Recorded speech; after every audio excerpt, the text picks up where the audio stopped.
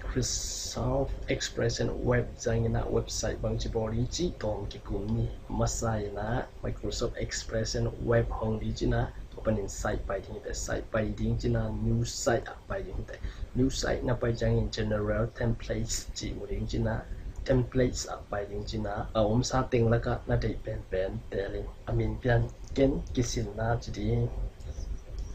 te okay making to ting panin na website koi dan hiam chi na thei no ble default html pai default html na pai jang ina code view to split to design to omi design pai ma sa na lim om dan na thei no ble to panina na khel no om zen le master.dwd pai in to le ken tu ni ina resume pen music and kelly photo pen gallery pyarin aspect up ding in photos chin koi ding links pen video in masana resume hel no mi chang ina I folder tu nga right click in la rename in la in bia in ken music spadi lai ma neo to arin te na ki updating te links pen video chi pen rom zero links to right click into the rename in la video chi to the photo gallery pen photos baking coin over the rename ding arang teng pia ni na aspect be lap di tom thei the to ai chang ina hitting hat ting na kher hit chang in a master.dwd pai in to chang ina ko pai la na kher teng khem pe ya hong kher gikin ya dena music chi kheli chana resume ya music chi ai kher ko di music the photos are gallery pia dina s ko ya the links are videos to kher chan links pen videos in kher coding to bang ma ina design pai ki legend hi anwa ya teng jong I khelong ko di hi tunga teng ber khel kin legend tu ki khel mo anwa ya teng ki khel lai loi chaina ko pai leo ding ina resume ma a music photos pen gallery piadina as the links pen videos in heading that to naman chang na design pai ki kin la na dei danin aki kher lai malo teng khem pe ma nei na chi na lung kim le save in yeah do you want to replace this with your file of achievement yes jin but then na kher teng khem pe na update no yang chai chang na yes jin but the close making la default make level is na making na ki sharing okay yes review na ding na f12 making ibang na website f12 making na website ibang swag ding hi to pan close level in la na khel no bang khel hi pen na homepage site chang na no bang ari welcome to ya anwai adai bang in khel chi bang na gel no bang to na khel no bang khel line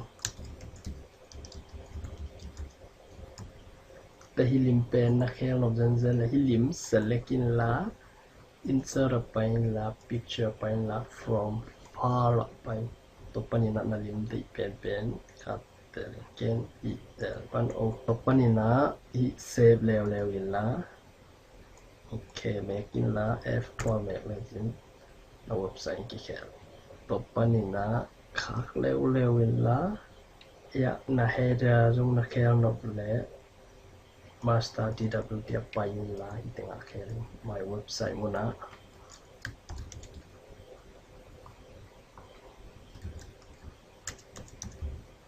website description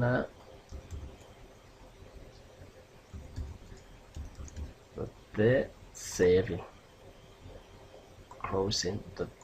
the headlines to akhel no le nang khel no ban khelin about me na khel no zen desire about me na khel no default html double clicking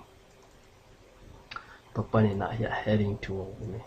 to about me himo kai chang ha heading to about me na no bang na khel no bang de na khel dan man khelin te hi te jong na khel no contact na khel no contact double clicking la hi html mo .html แต่เป็นคลิกอินตัวปนินะนักแคลนบางแคล music zone default html แม้กินนักแคลนบางที่แต่ resume กิจที่แต่ music จะดีอ่ะ music ตัวปนินะที่แต่งเข้มเพียดีนะ music ขับเปิดนักกวยนเว insert แม้กินละ media ไป media ปนินะนังบังfresh mo silver light mo na date ben hin tun ken window media player hasin bi f12 makin la save na website pen ida ni body itenga website tak hi na no ni chang na allow blocked content making but yes to na video pen ya alim swali video zoneตัวบางมาจีวิดีโอไปลิงก์จีน่ะ default ดับเบิลคลิกดี default นับไปคิดใจที่แต่ง links แต่ไหนเขียนอามินแต่งเขียนหิมะบางอย่างนะ links เป็นวิดีโอไปดีแต่วิดีโอตัวปัน insert ไปลิงก์ตัวปัน media นั่งในเป็น fresh movie mo silver light video mo deep zoom mo ไอเกี่ยวกับ window media player มันนั่นเองเป็นเกมตัวไลน์แต่ window media player นี่แกจะต่อขันหลังแล้วเนี่ยตัวแต่งวิดีโอไปนี้ตัวปันเอาเป็นแต่ลิงก์ดับเบิลคลิกไอเกต select ที่ตัวแต่ insert จานที่บางอย่างนะอันนี้มองส่วนที่อายะปะตาวเวทเกนบางส่วนเกนอยู่ตัวไลน์แต่เกมตัวปันนี่นะไฟล์ไป save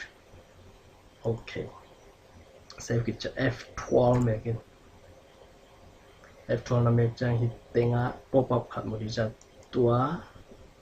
pen allow block content jen tepan yes making tena video hidanin bodi hita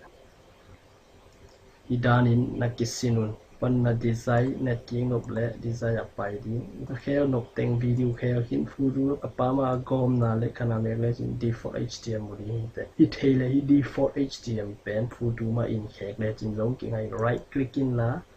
rename na rename te tenga default fudu chi bang khel thai lai te ayang ina ken khel no lo ri tu ni ina fudu ha lim kat ko non pe insert ki tenga fudu kat ko non chang na insert by ninja picture by ninja from far pana picture by ninja yam chi le ka design hi kat ke click on it okay pen goal lim pen goal na sak nuan le alim select in la right click in la